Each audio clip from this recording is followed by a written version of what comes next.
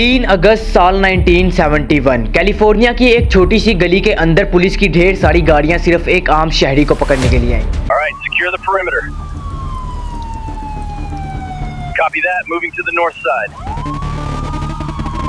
अब सवाल ये उठता है कि आखिर इसने ऐसा भी क्या जुर्म किया था जो इतनी ज्यादा पुलिस की गाड़ियां सिर्फ इस अकेले को पकड़ने के लिए आई हैं। तो जवाब है कुछ भी नहीं। जी हाँ, इस लड़के ने ना ही कोई गलत काम किया था और ना ही कोई और क्राइम, बल्कि ये तो सिर्फ एक एक्सपेरिमेंट का हिस्सा था जो कि इतना खतरनाक और इतना हाथ से निकल गया था कि सिर्फ 6 दिनों के अंदर इसको बंद करना पड़ा। आखिर ऐसा भी क्या हुआ था इस एक्सपेरिमेंट के अंदर जो इसको इतनी जल्दी बंद कर दिया गया, और कैसे सिर्फ इन 6 दिनों के अंदर ही आम इंसान मॉन्स्टर्स बन गए और अपनी इंसानियत पूरी तरह भूल गए। डिटेल में जानेंगे आज की इस वीडियो के अंदर, तो ये वीडियो शुरू करते हैं।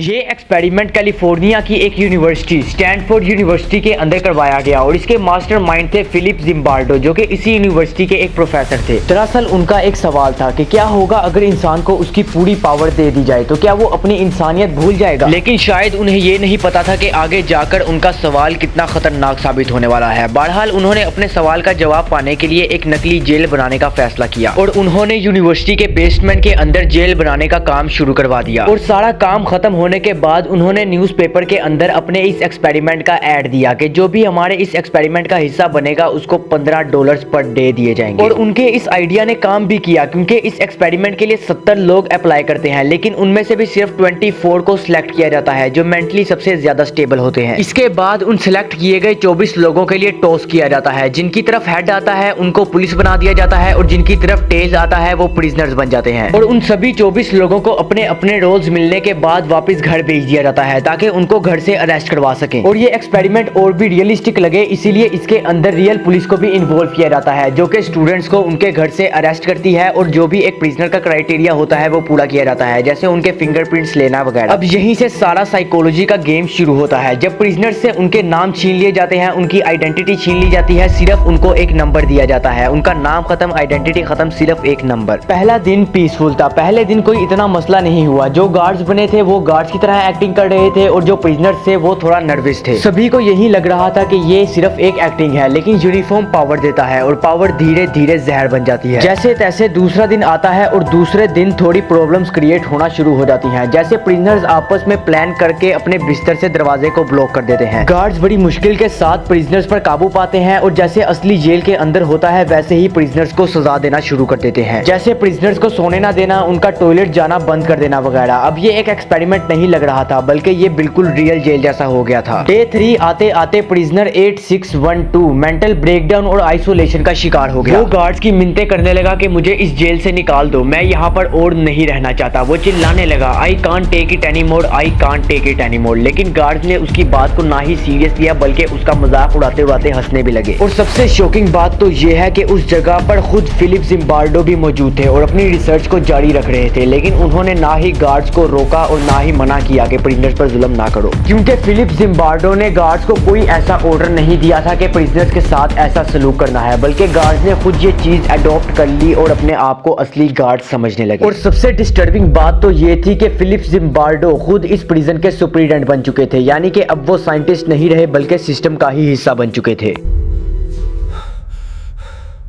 Let me out of here! Why are you just standing there? Let me out! इनमें से एक गार्ड को निकनेम मिलता है जॉन वेन का। वो इन सभी गार्ड्स का एक तरह से लीडर था, यानी कि वो सभी गार्ड्स इसी के ऑर्डर पर काम कर रहे थे और उन्होंने ही प्रिजनर्स के साथ सबसे ज्यादा जुल्म किया। जैसे प्रिजनर से जबरदस्ती पुशअप्स लगवाई गई, उनके सर पर टॉयलेट को रखा गया और इसके अलावा भी बहुत ज्यादा इमोशनली टॉर्चर किया गया। Get lower. I want to see sweat on the floor. Down. Up. Move it. Her prisoner से उसकी ताकत से ज्यादा पुशअप्स लगाने पर मजबूर किया गया और जो प्रिजनर ना लगा पाता उसको टॉर्चर किया जाता था। हालात अब रियल जेल से भी ज्यादा खतरनाक हो चुके थे और ये टेम्परेरी प्रिजन जो कि एक एक्सपेरिमेंट के लिए बनाया गया था अब रियल प्रिजन से भी ज्यादा आगे निकल चुका था। और इतना सब कुछ सिर्फ 5 दिनों के अंदर हुआ और जॉन वेन को किसी ने कोई डायरेक्टली ऑर्डर नहीं दिया था, बल्कि ये चीज उन्होंने खुद अडॉप्ट की थी। पावर का नशा उन पर इतना सवार हो गया कि वो सब कुछ भूल गए। लेकिन आखिर ये सब रुका कैसे? तो छठे दिन कहानी के अंदर थोड़ा ट्विस्ट आता है, एक नया कैरेक्टर जिनका नाम क्रिस्टीना मैस्लेक होता है। और क्रिस्टीना मैस्लेक खुद एक साइकोलॉजिस्ट फीमेल प्रोफेसर होती हैं और वो ये सब देखकर हैरान रह जाती हैं, उनके पैरों तले जमीन खिसक जाती है कि आखिर ये सब क्या चल रहा है, क्योंकि ये किसी भी एंगल से एक एक्सपेरिमेंट बिल्कुल भी नहीं लग रहा था, क्योंकि ये एक एक्सपेरिमेंट से बहुत आगे निकल चुका था। बात इतनी ज्यादा आगे निकल चुकी थी कि अब इसको कंट्रोल करना भी बहुत मुश्किल हो चुका था। और उन्होंने गार्ड्स का जब प्रिजनर्स के साथ इतना रूड बिहेवियर देखा तो वो पूरी तरह शॉक रह गई। Get your faces to the wall now! You are garbage, and don't you forget it!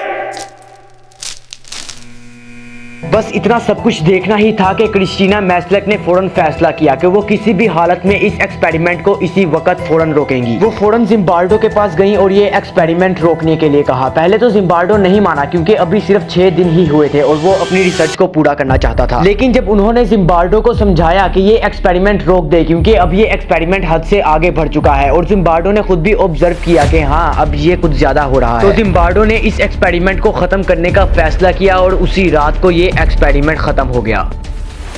बस इस एक्सपेरिमेंट का खत्म होना था कि ये खबर आग की तरह फैलने लगी और लोगों ने पूछना शुरू किया कि क्या ये एक्सपेरिमेंट रियल था, लेकिन सबने एक ही जवाब दिया, जी हाँ ये बिल्कुल रियल था। और आज भी ये बहस चल रही है कि क्या ये एक्सपेरिमेंट रियल था या फेक, लेकिन अगर मुझसे पूछोगे तो मैं कहूंगा कि ये एक्सपेरिमेंट 100% रियल था, क्योंकि ये इंसानी फितरत को शो करता है। इंसान सिर्फ तब तक ही अच्छा होता है जब तक उसके पास हद से ज्यादा पावर नहीं आ जाती। आप मुझे खुद ही कमेंट्स में बताओ कि अगर आपको पावर मिले तो आप क्या करोगे। तो उम्मीद है कि आपको ये वीडियो पसंद आई होगी। डिस्क्रिप्शन के अंदर मेरे इंस्टाग्राम और मेरे शॉर्ट चैनल का लिंक होगा, उसको भी जरूर से जाके चेकआउट करना। और डिस्क्रिप्शन के अंदर मेरे व्हाट्सएप चैनल का लिंक होगा, उसको भी फॉलो कर देना। उसके अंदर आपको अपडेट्स मिलती रहेंगी। मैं मिलता हूँ आपसे अगली वीडियो में, तब तक के लिए बाय।